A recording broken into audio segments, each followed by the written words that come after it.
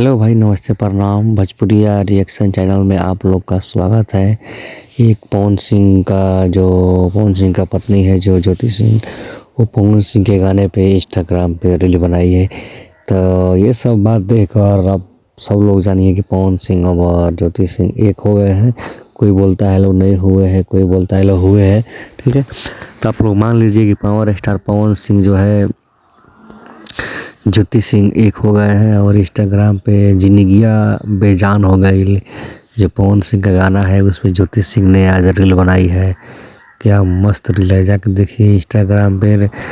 ज्योति सिंह ने रील बनाई है, जिंदगियां बेजान हो गई। पावर स्टार पवन सिंह और ज्योति सिंह एक हो गए हैं और चुनाव प्रचार भी पवन सिंह का ज्योति सिंह करेगी और दोनों साथ में रहेंगे। पवन सिंह को चुनाव जिताएगी ज्योति सिंह, क्योंकि दोनों साथ में प्रचार होगा। और पवन सिंह चुनाव इस बार लड़ेंगे तो लड़ेंगे, पर लड़ना ही है चुनाव।